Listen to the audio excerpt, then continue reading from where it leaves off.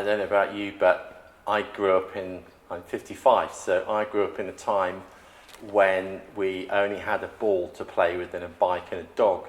So I was quite bored at times as a child, and I saw an advert on the TV showing some guys skiing in the Arctic. I said to my mother, I'd love to do that, that would be fantastic. So she said, I don't think you realise what that is, it's the Royal Marines. So I went to the recruiting centre every week, and they said, no, we're full, and I kept going back, and in the end they said, no, you can do what's called a potential Royal Marines course to see if you're up to it. Where 12 of us went in just after the Falklands War.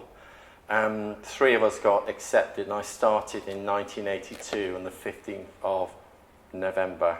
I remember at 17 joining as a junior Marine and being terrified as I got off the train. And, you know, I don't think anything can prepare you for commando training. It's the longest basic training in the world. And I actually spent probably nearly 40 weeks at the Commando Training Centre, because halfway through training at week 14, the whole troop was so diminished by people who left, they held us there for 3 weeks to join the troop behind. Actually 2 weeks to join the troop behind. And then I got injured on the final exercise and had to be put back another couple of weeks to pass out. So I joined because I wanted adventure. I joined because I wanted to have an exciting life. I felt that I wanted to see the world, like a lot of young people, to get out and do stuff. Well, I've noticed that, I remember when I joined training, I saw guys that looked fitter than me. They looked stronger. They would, what I would say would be the poster boy kind of commando. But as I went through training, I realized they fell apart, because it's not just about running. It's about running when you're tired and soldiering when you're wet and cold for day after day in horrible situations. So I ended up being 4-5 Commander in Mountain Arctic Warfare. And that means that you are generally wet and uncomfortable and living in situations that most people wouldn't want to spend a couple of minutes in, never mind soldier in.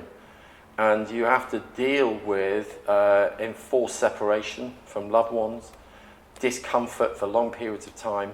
And in training, that sorted out the men from the boys. The ones that couldn't cope mentally with that fell away. And when you pass out of training, you think, okay, I've arrived. But when you join a commando unit, they say to you, I know this is what you learned in training. Now we're going to really teach you how to be a commando. So it's a process of learning. And even after you've been in the commandos 4 or 5 years, there's other things that you'll learn. At the time, the Marines, and they still do, protected all the old rigs. So we have a group of people that in the commandos that protect all the British oil rigs, or world shipping, British shipping, embassies, and we escort nuclear convoys, and also protect all the nuclear submarines at the submarine bases in Faslane, amongst the many other roles. Jungle warfare, desert warfare, and mountain Arctic warfare, other specialities.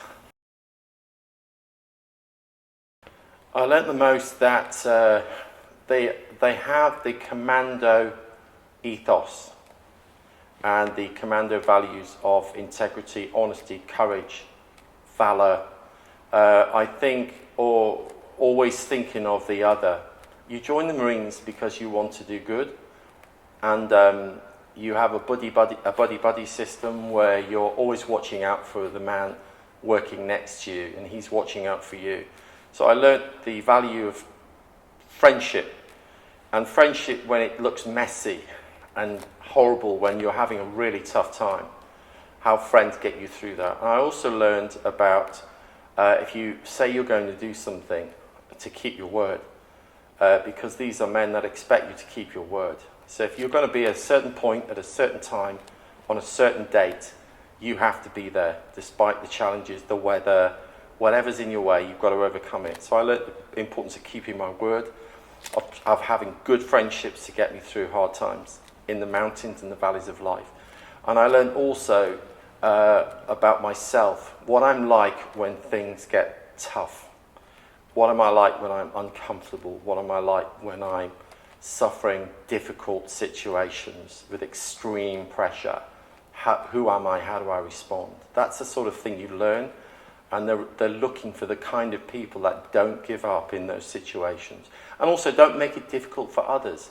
Just because I'm cold and wet, my friend doesn't need to know because he's cold and wet. You just have to get on with it, and it's a mindset.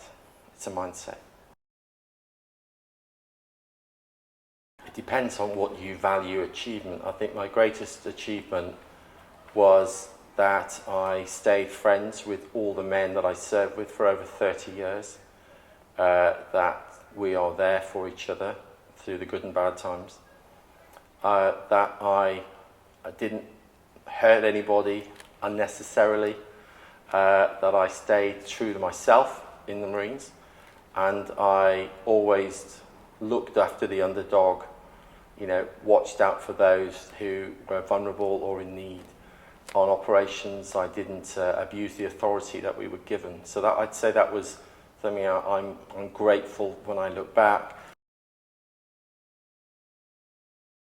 Well, I think living and fighting in the Arctic environment is an extreme environment. The desert's extreme and the jungle is hard, but in the Arctic, you make one mistake, you will die of exposure. And just even taking your glove off for 5 seconds is enough to start frostbite, frostnip. And you have to put your glove in your jacket, not on the floor, it freezes. Everything is extremely difficult. And to live and fight and survive in those circumstances, when it comes below -30, we just dig in. But I've been in environments up to -67, where you're basically, you make one mistake and you die. So to soldier in that, never mind just to survive in that, to soldier that on extended periods up to 11 days on operations deep inside the Arctic Circle is a test of your endurance, a test of your character, and to not fall out with other men on operations, working on some of the ships at night, do night insertions in the Arctic. You can't see much, but you're relying on the eyes of the helicopter pilot. You've got to hold your nerve, all that sort of stuff, I think the Arctic was the toughest thing I did, which stretched me beyond anything, I think. Well, I'd say it's not to be done lightly. First of all, joining the military means you will have enforced separation from those you love. It will be a very exciting lifestyle. It'll be a lot of fun. It will stretch you. And you will make friends that will last a lifetime. But you will be changed by it. I think for the better. You need to ask yourself, is this a short-term thing? I think I probably came out too early on hindsight. I wouldn't change the past, but I wish an older guy put his arm around my shoulder and said, look, overlook that, give it another 5 years. If you do it well, it can be a fantastic lifelong career. I would say find out as much about all the military as you can, but if the Marines is something you set your heart on, be as fit as you can, mentally and physically, and never, ever give up. Ever. Do not give up, because they're not looking for quitters.